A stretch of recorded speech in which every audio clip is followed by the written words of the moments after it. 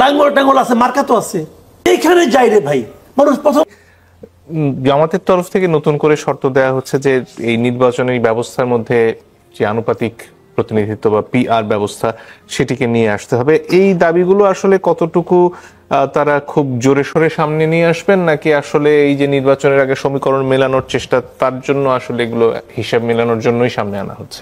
আসলে জামাত আসলে এটা কতটুকু মিন করে এটা তো ওনারা ভালো বলতে পারবেন, এটা তো ওনাদের পলিটিক্যাল স্ট্র্যাটেজি। তো আমি নিজে যতটুকু বুঝি আর কি, যে ওনারা এটা পলিটিক্যাল ইস্যু হিসেবে আনবেন, মানে এটা না হলে আমি নির্বাচনে যাব না। আমার মনে হয় না জামাত এত বড় ঝুঁকিতে যাবে, এটা আমার কাছে মনে হয় না। দেখেন, পিআর পদ্ধতি নিয়ে অনেকের অনেক রকম অবজারভেশন আছে। আমি নিজেও পিআর পদ্ধতিকে পছন্দ করি, আমি পার্সোনালি। বাট আমি আবার এটাও মনে করি যে এখন পিআর পদ্ধতি নিয়ে টানা হেঁচড়া করাটা মানে নির্বাচনকে বিলম্বিত করা। আমি এই মুহূর্তে সবচেয়ে মানে গুরুত্বপূর্ণ মনে করি নির্বাচন হওয়াটা। এই দেশের মানুষ যে কথাটা নাকি আমাদের রিজভী সাহেব মাঝে মাঝে খুব ব্যঙ্গ করে বলেন, এটাকে খায় না পরে, এটাকে তেল না সাবান, এগুলি বলেন। এইভাবে বলার দরকার নাই, এইভাবে বলার দরকার নেই, কারণ এটা আসলে একটা মানুষ আসলে বুঝে না, এটা ঠিক বুঝে না। তো আপনারা বোঝানোর দায়িত্ব নেন না কেন? অসুবিধাটা কি আছে? মানুষ কি এটা কি মানুষ মানে কৃষক হাল বাচ্ছে, সে হালটা ছেড়ে এসে পিয়ার নিয়ে আলোচনা করবে? তা তো করবে না। এটা পলিটিক্যাল পার্টিগুলোর কাজই তো, এটা মানে নতুন একটা আইডিয়া মানুষের কাছে বোঝানো। যদি মানুষ চায় আপনি গ্রহণ করবেন, নাহলে গ্রহণ করবেন না। আমাদের এখানে পলিটিক্সটা জানেন কি উপরের থেকে আসে, যে ওনারা সিদ্ধান্ত দেয় তোমরা এটা মেনে নাও, বিষয়টা তা না। বরং আপনারা একটা আইডিয়া বাজারে ছেড়ে দেন, সবাই বলুক ভালো মন্দ, সবাই যদি বেশিরভাগ লোক যদি ভালো বলে আপনি এটা গ্রহণ করেন, অসুবিধাটা কি আছে? এটা তো কোনোই নাই। তো বিয়ার পদ্ধতি নিয়ে এখন আলোচনা আসলে সময় নাই, সবচেয়ে যেটা যেটা বাস্তবতা। এখন এটা সবাই এটা নিয়ে আলোচনা করার দরকার। এটা এটা এটা নির্বাচনের হিসেবে, এটা না হলে আমি যাব না, এটা এক ধরনের গোয়ার্তমি হবে। আমি মনে করি এখন নির্বাচনটা যেভাবে হচ্ছে এভাবে হোক, আকার ইঙ্গিতে এটাই বোঝানোর চেষ্টা করা হয় যে তারা ছাড়া অন্য অনেক দল, জামাত সহ, তারা নির্বাচন পেছাবার জন্যই আগ্রহী। সেটা কি আপনার কাছে যৌক্তিক? এটা হতে পারে, এটা খুবই হতে পারে। হতে পারে এই কারণে, দেখেন জামাত তো জানে, ওরা তো একটা হিসাব আছে, আমাদেরও টুকটাক হিসাব আছে। জামাত তো ভাই ক্ষমতায় যাচ্ছে না, এটা তো বুঝি। তো ক্ষমতায় না গেলে তারা যদি দ্বিতীয় তৃতীয় যে দলই হোক না কেন, তারা কি ক্ষমতার স্বাদটা পাবে? পাবে না।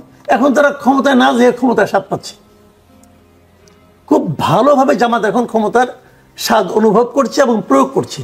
তো এটা যদি মনে করেন 6 মাস পরে হয়, তাহলে 6 মাস তারা এই স্বাদ গ্রহণ করতে থাকবে এবং ক্ষমতার সঙ্গে সংশ্লিষ্ট থাকার কারণে তাদের হয়তো আপনার মাঠে তারা মনে করে হয়তো তাদের মানে সক্ষমতা একটু বাড়বে, এটা তারা মনে করতে পারে। বাট আমার মনে হয় যে নির্বাচন পেছানো এখন আর প্র্যাকটিক্যাল না।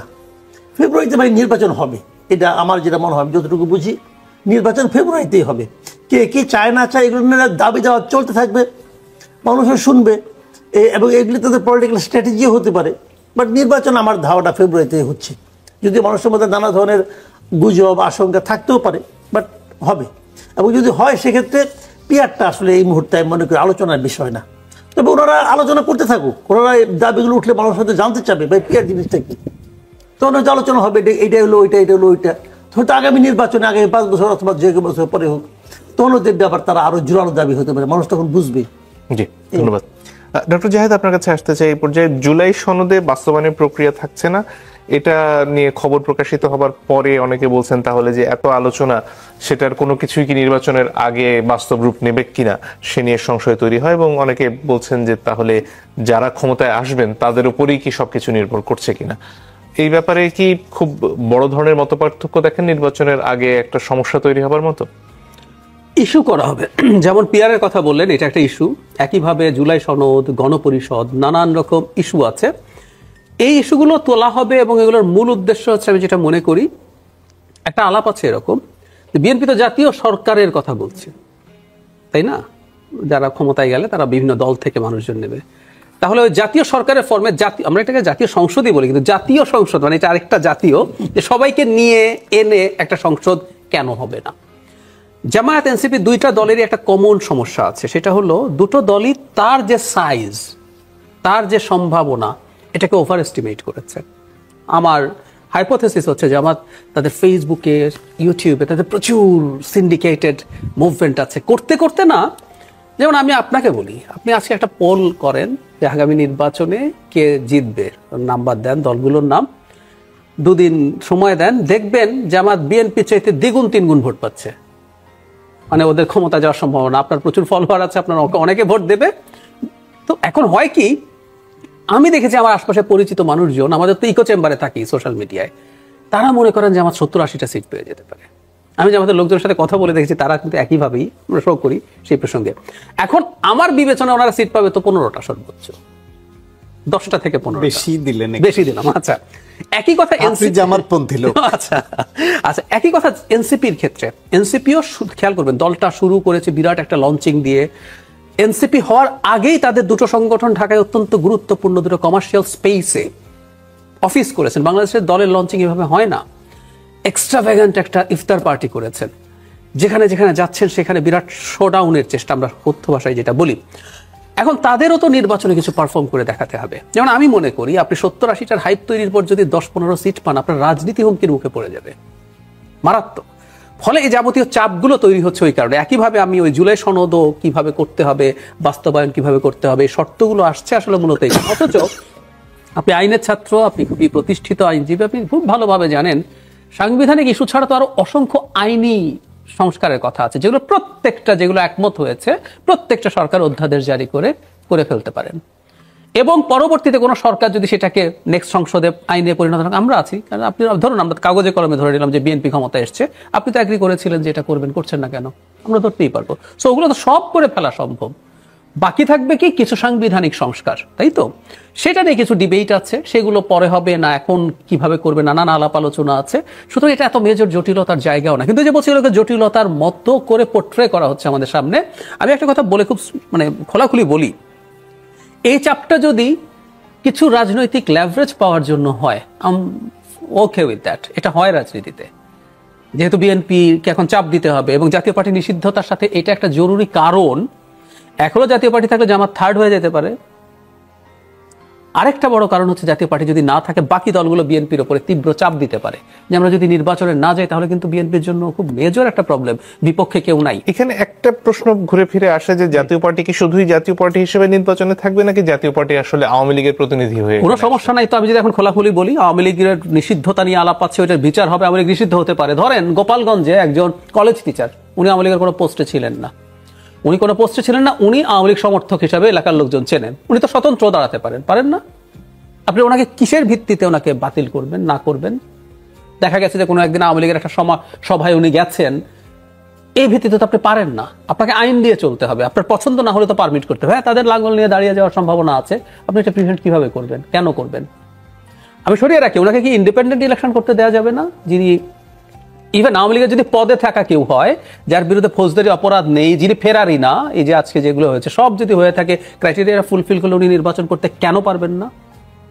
আমি বারবার একটা কথা বলছি, আওয়ামী লীগের নিষিদ্ধতা কোর্টে আছে, কোর্টে সেটার ডিসিশন হবে, সেই বিচারে যদি নিষিদ্ধ হবে। এখন কার্যক্রম বন্ধ আছে, দলের নামে তারা এবার নির্বাচন করতে পারছে না, ফাইন উইথ দ্যাট। কিন্তু আওয়ামী লীগের বাকি সব কেউ যদি ক্রাইটেরিয়া ঠিকঠাক মতো ম্যাচ করে, উনি নির্বাচন করবেন তো। সুতরাং যদি করে, জাতীয় পার্টি থেকে করবে, আমাদের মেনে নিতে হবে। আমরা ডেমোক্রেসির কথা বলি, কিন্তু আমরা আমার যেটার সাথে একমত না বা পছন্দসই না সেটাও মেনে নেব না, এটা তো হতে পারে না। আমি একটা ছোট উদাহরণ দিই, আমি আজকে একটা ছোট কথা বলছিলাম এটা নিয়ে। ধরেন আজকে আপিল বিভাগ যদি বলতো ডাকসু নির্বাচন স্থগিতই থাকবে, আমরা কি করতাম? এই আপিল বিভাগ তো হাসিনার আপিল বিভাগ না, এই আপিল বিভাগ নবগঠিত আপিল বিভাগ, বলতেই তো পারে। তাহলে মেনে নিতে হবে ফর গডস সেক যে আদালত বলে একটা জিনিস আছে, ওখানে আমার পছন্দসই রায় নাও হতে পারে। হাইকোর্টের রায়ের পর এরকম একজনের মন্তব্য ফেসবুকে ছড়ালো না যে ডাকসু স্থগিত না, দরকার হাইকোর্ট স্থগিত করে দেবো। মানে আমাদের তো এই মেন্টালিটি রয়ে গেছে। আমাদের বুঝতে হবে যে ডেমোক্রেটিক কান্ট্রি কিভাবে রান করে। আমার অপছন্দসই আছে, আওয়ামী লীগের ওই লোক আওয়ামী লীগ করে, আমি জানি, তার বিরুদ্ধে এটা নাই, উনি নির্বাচন করলে আমাকে অ্যাকসেপ্ট করে, এবং উনি যদি নির্বাচিত হয়ে পার্লামেন্টে আসে স্বতন্ত্র হিসাবে, আমি যদি বলি, বা লাঙ্গল নিয়ে, আমাকে এটা অ্যাকসেপ্ট করতে। জি, আমরা ফিরে আসবো আলোচনায়। যেটা মাসুদ কামাল, আপনার কাছে আসতে চাই, দলগুলোর মধ্যে সমঝোতা নিয়ে নানা ধরনের কথা হচ্ছে এবং সাম্প্রতিক সময়ে জামাতের তরফ থেকে বলা হয়েছে যে তারা বিএনপি ছাড়া অন্যদের নিয়ে জোটের কথা ভাবছেন, বিএনপি সহ জোটের হিসেবে বিভিন্ন সময় আলোচনায় ছিল। প্রশ্ন হচ্ছে, যদি দলগুলোর মধ্যে আলোচনা এমন একটা পর্যায়ে চলে যায় যেখানে সবার মধ্যে এক ধরনের আসন ভাগাভাগি হয়ে যায়, তাহলে কি আসলে নির্বাচন বলে কিছু থাকবে কিনা, আর সেই সম্ভাবনাই কতটুকু? আমি সেই সম্ভাবনা দেখি না। সম্ভাবনা দেখি নাই কেউ, মানে একটা থিওরিটিক্যাল আপনি ধরেন, যে নিজেদেরকে এক নম্বর দল মনে করে, সে সে কেন 2 নম্বর দলের সঙ্গে ই করবে, নির্বাচনী জোট করবে? তাহলে আপনার ইলেকশনটা কার সঙ্গে হবে? কিন্তু এটা কোনো চান্স নাই। আর 2 নম্বর হলো বিএনপির সঙ্গে জামাতের কিন্তু দীর্ঘদিনের একটা সম্পর্ক ছিল এবং তারা এই সম্পর্কে সুফলও পেয়েছে। বিএনপি নানা সময় জামাতের উপর নির্ভরশীল ছিল, কিন্তু আমি যতটুকু বুঝি বিএনপির মোহভঙ্গ খুবই নির্মমভাবে হয়েছে। কিভাবে? বিভিন্ন সময় জামাতের যে এই সময়ের যে ভূমিকা এবং বিএনপির বিষয়ে জামাতের সম্পর্কে যে জামাতের যে ভূমিকা, এটা বিএনপি খুব সহজভাবে নেয়নি। বিএনপি যা কিছু বলতেছে, জামাতের যে সমস্ত দাবি দেওয়া যেগুলো আছে এগুলো তো জামাত মানে বিএনপির সঙ্গে যায় না, একদমই যায় না। কাজেই আমার মনে হয় না যে বিএনপি জামাতের উপর আর ডিপেন্ড করতে চাইবে, সম্পর্ক করতে চাইবে। আপনি মনে আছে কিনা যাই না, আপনি এই জামাত কিন্তু আওয়ামী লীগ সরকারের পতনের আগেই বলছিল যে বিএনপির সঙ্গে আমাদের আর কোনো জোট নাই। এই শফিকুর রহমান সাহেব কিন্তু বলছিল যখন তারা বিপদে, তখন তো জামাত মোটামুটি বিপদগ্রস্ত, সেই অবস্থাতেও তারা দাবি করতেছে তারা বিএনপির সঙ্গে কোনো জোটের মধ্যে আর নাই তারা কোনো কিছু। এই জোট কিন্তু বিএনপি ভাঙে নাই, জামাত ভেঙে দিয়েছে বেসিক্যালি। তো এই অবস্থায় আর এখন বিভিন্ন জায়গায় বিভিন্ন প্রশাসন এবং বিভিন্ন স্তরে জামাত বিএনপির মধ্যে কিন্তু একটা টাগ অফ ওয়ার আছে। বিশেষ করে প্রশাসনও তো আছেই, যে মানে জামাত কাকে দিবে। যেমন ঢাকা ইউনিভার্সিটি ডাকসু নির্বাচন হয় না আপনার, এখানে আসলে লড়াইটা কার সঙ্গে হচ্ছে? স্টুডেন্ট হচ্ছে আমরা দেখতেছি মানে ভিজুয়ালি, বাট এর পেছনেও কিন্তু একটা লড়াই কিন্তু আছে। ঢাকা ইউনিভার্সিটি যিনি ভিসি উনি তো জামাতের লোক ভাই, উনি চট্টগ্রাম ইউনিভার্সিটিতে জামাতের মানে খুবই ক্যাডার ছিলেন একজন, এটা তো অনেকেই জানে। এবং এটা মানে একজন লোক তো আমি জানি যে উদিচি করতেন, যে হিলাল ফয়েজি নামে এক ভদ্রলোক, উনি তো ফেসবুকে একটা স্ট্যাটাস দিয়েছিলেন যে উনাকে যখন অপহরণ করে নিয়ে যাওয়া হয় হল থেকে, যে 2 জন লোক ওনাকে অপহরণ করে নিয়ে, তার মধ্যে একজন উনি ছিলেন। আমি ওনার স্ট্যাটাসে পড়েছি এটা। তো এখন এই সমস্ত ঘটনা প্রভাব জানেন জামাতের, আপনি এটাই দেখেন না কেন, আপনার এই যে 5ই আগস্টের পরে জামাত কিনে যখন মিটিং হলো, জামাতের কমিটিটা কে এটা আমরা প্রথম চিনলাম কবে? যখন নাকি ভিসি সাহেব যখন মিটিং রাখলো সব স্টুডেন্টদের নিয়ে, তখন চিনলাম। মানে আমরা চেনার আগে উনি চিনেন যে শিবিরের কে কে কে কোন পদে আছে। তো এটা তো জানা কথা রে ভাই, সব ইউনিভার্সিটি এই সমস্ত জায়গায় হচ্ছে। তো এইগুলি কিন্তু বিএনপির পক্ষে যাচ্ছে না। তো বিএনপি নাকি এনজয় করতেছে না। কাজে বিএনপির সঙ্গে জামাতের জোট হওয়ার থিওরিটিক্যালি কোনো স্কোপ নাই, আর প্র্যাকটিক্যালি তো আরো নাই। ভোটের বাজারে তো 1 আর 2 এর সঙ্গে হয় না, এখন 2 এর সঙ্গে 3-4 হতে পারে। 2 কে আমরা জানি মোটামুটি জামাত, 3-4 কে 3-4 যদি আপনার জাতীয় পার্টি যদি ইলেকশন করতে পারে, তো জাতীয় পার্টি তো 2 এর দাবিদার, ওরা তো 2 এর দাবিদারের ভাই, যে আমি 2 অমু। তো তার সঙ্গে জামাতের কোনো স্কোপ নেই, এই কারণে যে তাদের মানে আপনার নিষিদ্ধ করার জন্য যে সবচেয়ে উচ্চকিত কণ্ঠ এটা জামাতের।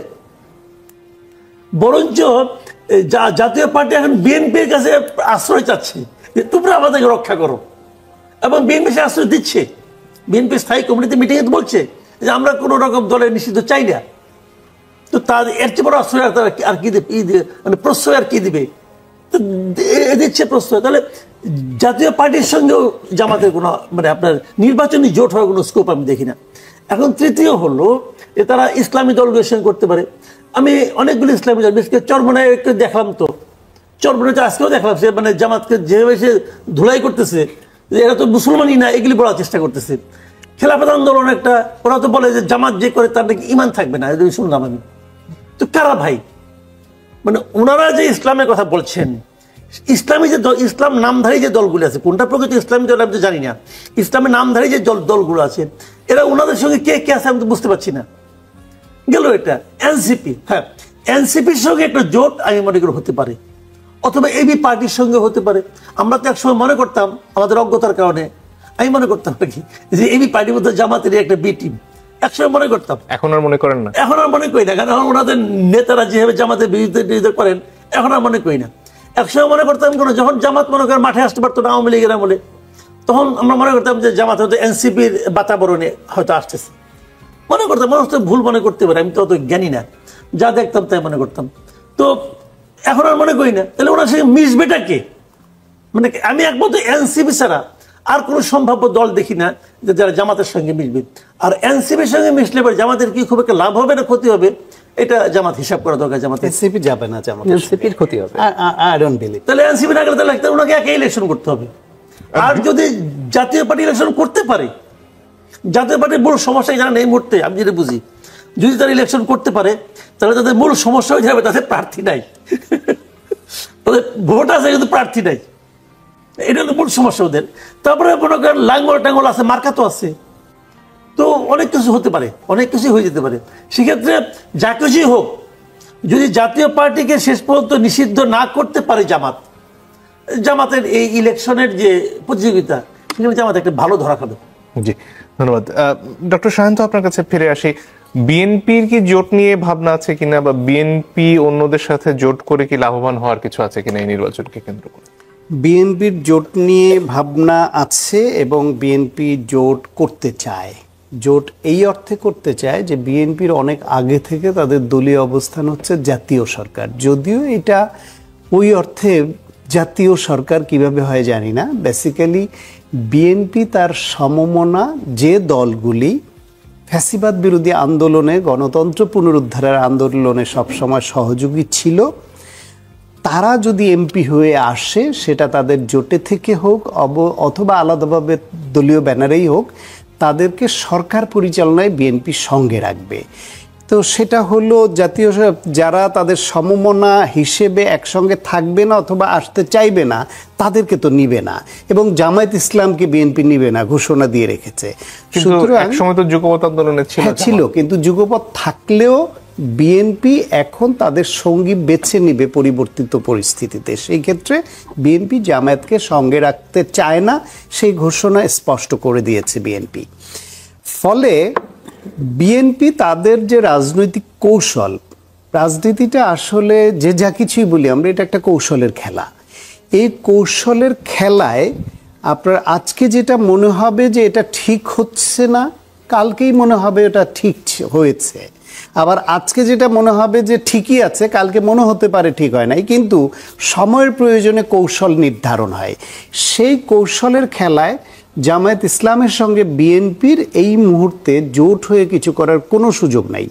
এখন নির্বাচন প্রশ্নে যেহেতু এনসিপি এবং জামায়াত ইসলাম একটা ভিন্ন অবস্থান নিয়েছে, যে নির্বাচন যত পেছাতে পারে ততই এই দল দুটি তাদের লাভ হবে মনে করে, যে বিএনপির বিরুদ্ধে কিছু চাঁদাবাজির অভিযোগ, কিছু দখলের অভিযোগ, তাদের নিজের কোঅর্ডিনেশনের কিছু সমস্যা বিভিন্ন জায়গায়, এইসব নিয়ে বিএনপিকে যদি প্রশ্নবিদ্ধ করা যায় এবং যত সময় যায়, জামায়াত 16 বছর যে রাজনৈতিক কর্মসূচি প্রকাশ্যে চালাতে পারেনি, সেটা যদি এখন প্রকাশ্যে চালাতে পারে, তাহলে তাদের পজিশনটা আরেকটু স্ট্রেংথেন হবে। ঢাকা বিশ্ববিদ্যালয়ের মতো জায়গায় ছাত্র শিবির প্রকাশ্যে সাংগঠনিকভাবে কার্যক্রম চালাতে স্বাধীনতার পরে কখনো পেরেছে?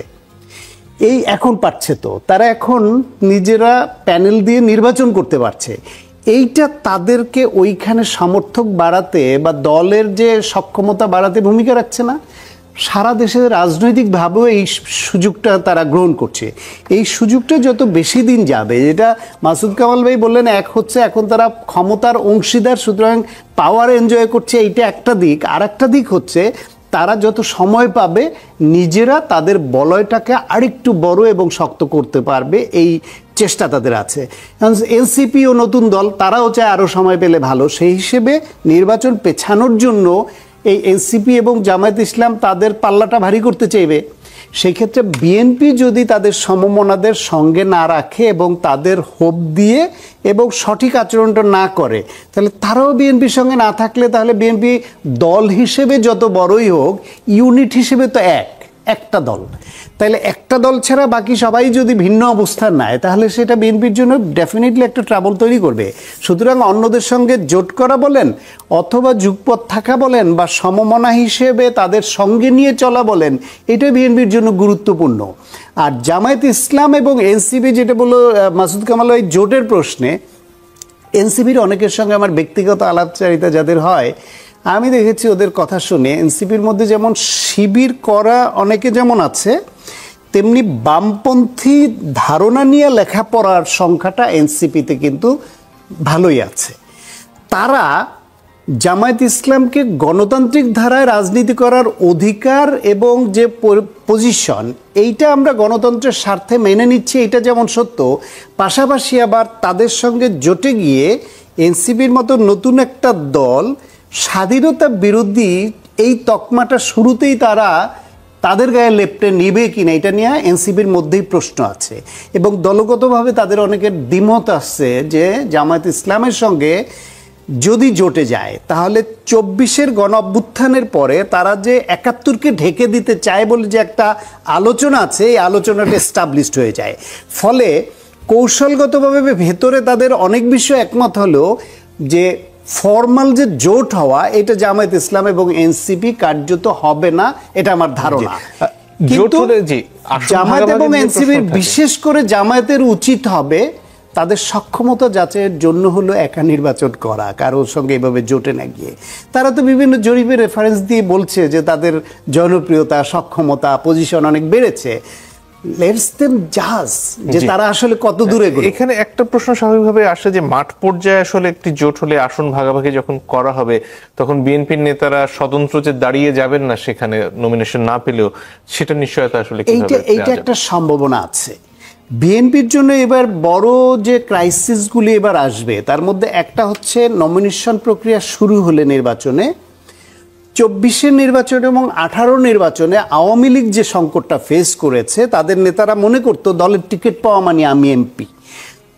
বিএনপি এবার মনে করা হচ্ছে আওয়ামী লীগ যেহেতু ব্যান এবং তারা সিনের বাইরে, অন্যতম বড় দল হিসেবে বিএনপি এবার একচাটিয়াভাবে হয়তো ভোটের পার্সেন্টেজে অন্যরা যে যতটুকুই পাক, নির্বাচিত হয়ে আসার মতো পজিশনে বিএনপির বাইরে অন্য দলের ক্যান্ডিডেটরা খুবই কম আছে। সেই ক্ষেত্রে বিএনপির নমিনেশন পাওয়া মানে টিকিট পাওয়া মানে আমি এমপি, এইটা অনেককে মরিয়া করবে। সেখানে টাকার ব্যবহার, ক্ষমতার ব্যবহার এবং দলের সিদ্ধান্তে ওই লোকালি ওই প্রভাবশালী নেতাকে না নিয়ে জোটের কাউকে বা অন্যকে দিলে ওইখানে একটা তাদের যে বাধা তৈরি করা যে নেতার বিরুদ্ধে, অথবা স্বতন্ত্র ইলেকশন করা, অথবা অন্য দলে চলে গিয়ে অন্য দলের ব্যানারে ইলেকশন করা, এইটা বিএনপির জন্য একটা সংকট হতে পারে। তাদের স্ট্র্যাটেজি নিতে হবে এটা কিভাবে তারা ফেস করবে।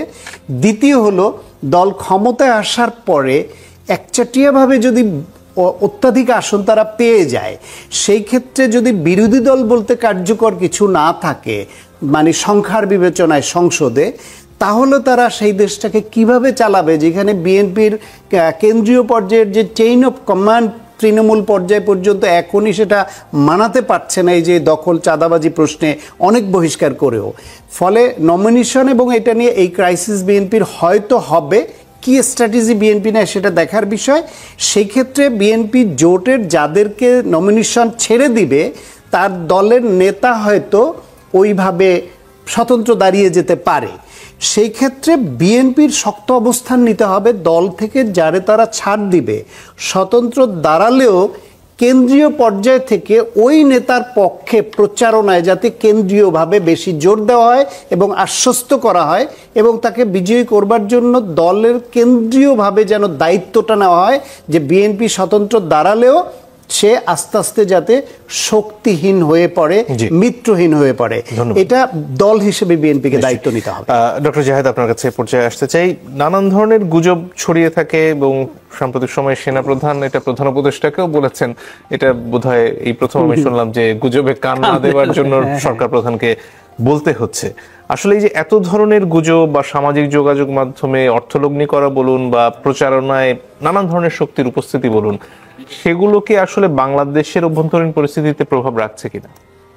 আমি আসছি জায়গায় শান্ত ভাইয়ের একটা জায়গায় আমি একটু ছোট্ট দ্বিমত জানাই। দ্বিমতও ঠিক না, যেটাকে বিএনপি সংকট বলছেন, আমার মনে হয় বিএনপি খুশি মনে এটা মেনে নেওয়া উচিত। তার বেশ কিছু ক্যান্ডিডেট যদি অন্য কোথাও, অন্য দলে, আমি একদম নাম তুলে বলি, বিএনপির যদি ক্যান্ডিডেটরা এনসিপিতে যায় এবং এনসিপি যদি তাতে বেশ ভালো কিছু সিট জিতে আসে, আমার মনে হয় বিএনপি এটাকে ওয়েলকামও করা উচিত ভেতর থেকে।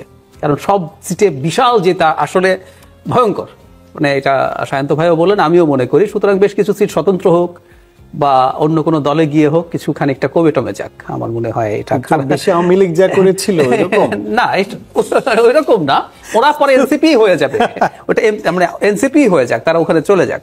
আর আরেকটা জিনিস আমি একটু জামাত এনসিপি জোট সম্পর্কে বলতে চাই।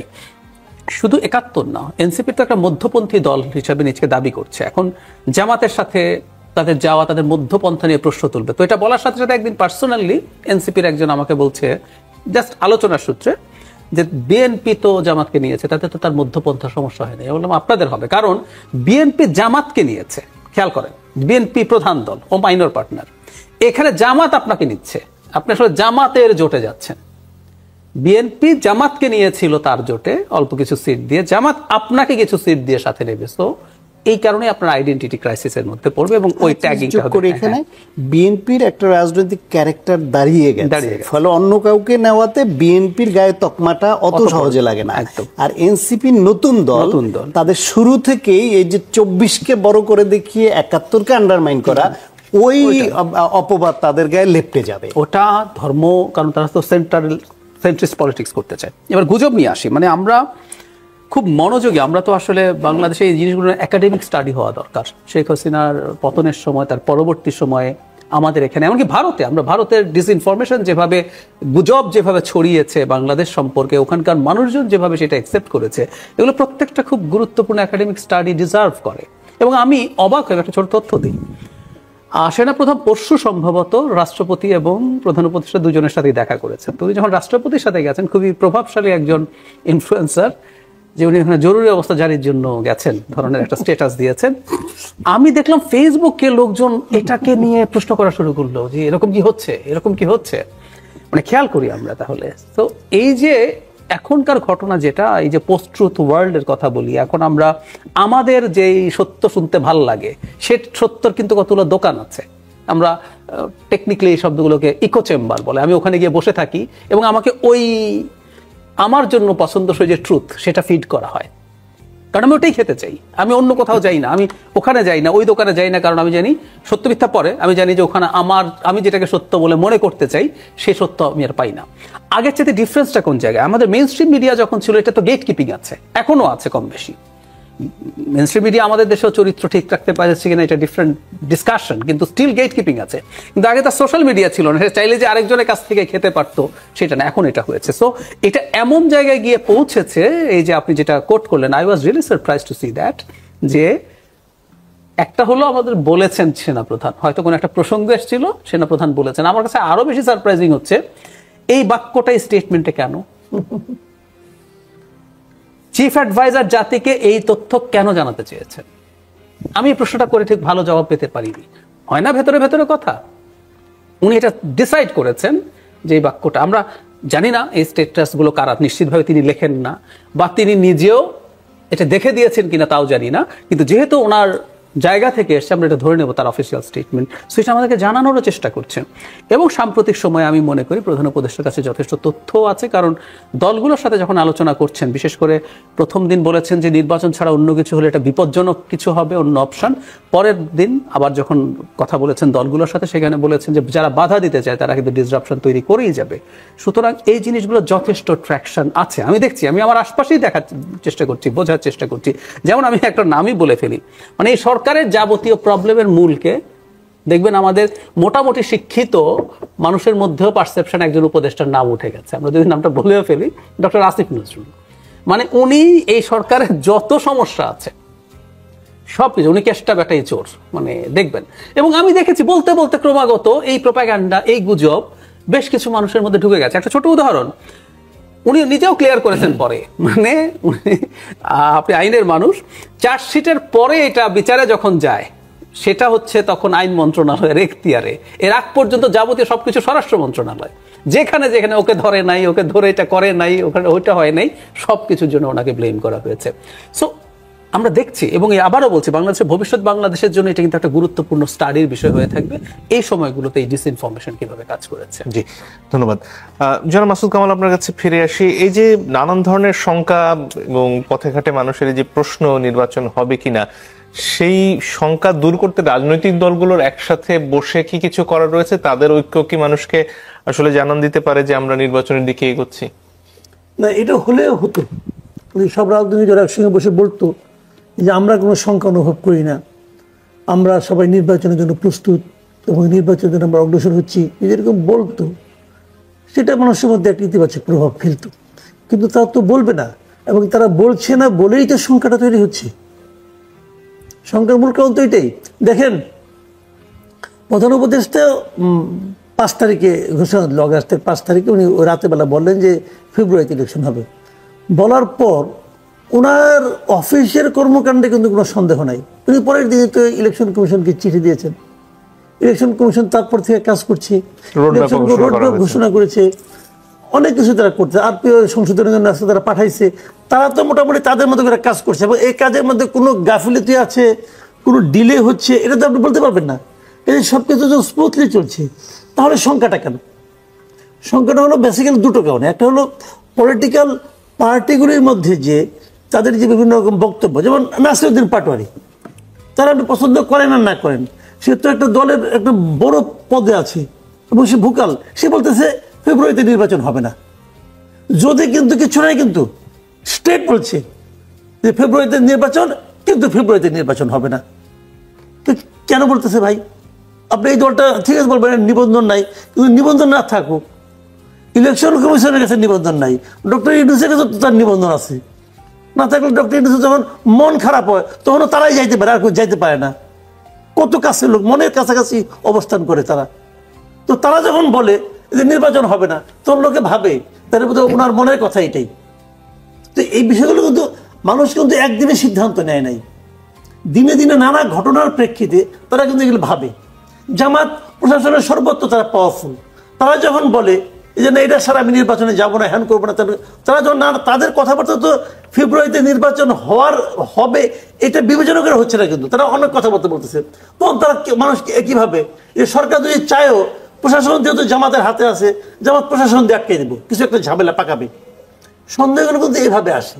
আর ডক্টর ইউনূস নিজে উনি তো কখনোই ক্লিয়ার করে কিছু বলেন না ইলেকশন সম্পর্কে, সবসময় কিন্তু একটু ধোঁয়াশা রাখেন। এবং এই ধোঁয়াশা রাখার কারণে আস্থানতা আছে। হ্যাঁ, কি ধরনের ধোঁয়াশা এই মুহূর্তে? ওই যে ছোট প্যাকেজ, বড় প্যাকেজ, সে তো অনেক আগের আলাপ ভাই। উনাকে কি আপনি আজকের কথা শুনে আমি ওনাকে বিচার করবো? উনি দায়িত্ব নেওয়ার পরের থেকে উনি ধীরে ধীরে ধীরে ধীরে উনার ইমেজটা কিন্তু আমার মনের মধ্যে তৈরি করছেন। মানুষের কথা তো একদিন, এই মুহূর্তে কি তাদের কথায় নির্বাচন? এখন আগে বললাম, প্রথমে বললাম যে 5 তারিখের পর থেকে সরকারের কোনো আচরণ আপনি বলতে পারবেন না যে তারা নির্বাচন করবে না, বলতে পারবেন না। 5 তারিখের পর থেকে সরকার একদম যা বলছে তাই করতেছে। বাট আমার কোশ্চেনটা হলো কি, মানুষ তো এই সরকারকে 5 তারিখের পরের থেকে চেনে না, আগের থেকে চেনে। তারা হলে ডক্টর ইউনূসের মতো একজন লোক বলতেছে যেখানে যাই রে ভাই, মানুষ প্রথম প্রশ্ন নির্বাচন কি হবে, তোমার সেই প্রশ্ন কি মনে করে? ধন্যবাদ ডক্টর শান্ত। রাজনীতিবিদদের আসলে আশ্বস্ত করার বা বিএনপি বড় দল হিসেবে এই পরিস্থিতির উন্নয়ন ঘটানোর এবং অন্যান্য রাজনৈতিক দলকে সাথে নিয়ে সুযোগ আছে কিনা? সুযোগ আছে, কিন্তু এটার বাস্তবতা নাই। তারা চেষ্টা করছে এবং তাদের মতো করে, যেহেতু রাজনীতিতে একে অপরের প্রতিদ্বন্দ্বী মনোভাব আছে যে কে কত বেশি আসন, কত ভোটের পার্সেন্টেজ নিয়ে সরকার গঠন করবে বা ক্ষমতার ভাগ নেবে, সেটা আছে।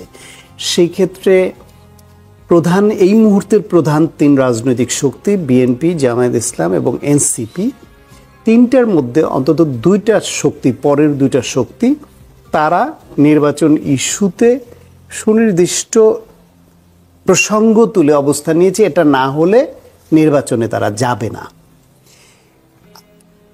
শেষ পর্যন্ত যাবে কিনা সেটা সময় বলে দিবে, এবং আমার ধারণা যাবে, যা কিছুই হোক যাবে। এই পয়েন্টগুলো তারা বিভিন্ন রকমের দর কষাকষির জন্য ব্যবহার করছে। কিন্তু যেহেতু বাস্তবতা হচ্ছে এই সরকার নির্বাচন না করে এই যে ক্রাইসিস তৈরি হবে এটা তারা ট্যাকেল দিতে পারবে না। এবং এই নির্বাচন প্রশ্নে রাজনৈতিক দলগুলোর কর্মসূচি যদি রাস্তায় গড়ায় এবং সেই সুযোগে পতিত ফ্যাসিবাদের বিভিন্ন অংশ যদি রাস্তায় নেমে যায়, যে পরিস্থিতি তৈরি হবে সেটা আইন শৃঙ্খলা রক্ষাকারী বাহিনীর মাধ্যমে সেটাকে ট্যাকেল করা এই সরকারের পক্ষে একেবারে অ্যাবসলিউটলি অসম্ভব। তাহলে তখন সেনাবাহিনীর ব্যবহার আরও বেশি আসবে। আলটিমেটলি তখন সেনাবাহিনীরই নিয়ন্ত্রণ ভার তাদের হাতে হয়তো চলে যাবে। চলে গেলে আলটিমেটলি বাংলাদেশের অতীত ইতিহাস বলে এরকম একটা পরিবর্তনের ফলে সেনাবাহিনীকে জাস্টিফাই করতে হয় যে এরা ফেল করছিল, দেশে গৃহযুদ্ধ হচ্ছিল, বা এই দুর্নীতি হচ্ছিল, বা এই অবস্থা তৈরি হচ্ছিল বলে আমরা দায়িত্ব নিতে বাধ্য হয়েছি, এবং এরা ফেল করছে, এবং এর কি কি অবৈধ ছিল, সেই অবৈধতার প্রশ্নে প্রথম অভিযোগটা যেটা হবে এই সরকারের উপদেষ্টাদের, এবং এই সরকারের বিরুদ্ধে অবৈধতার প্রশ্ন। তাহলে এই সরকারের উপদেষ্টারা কি নিরাপদ থাকবে? অথবা তারা কি অর্থনৈতিকভাবে এবং রাজনৈতিকভাবে শৃঙ্খলা রক্ষা করে এই দেশে এগিয়ে নিতে পারবে? আলটিমেটলি এই সরকারের জন্য, তাদের নিজেদের বাঁচার জন্য, পিঠ বাঁচানোর জন্য নির্বাচনের বাইরে কোনো গতি নাই।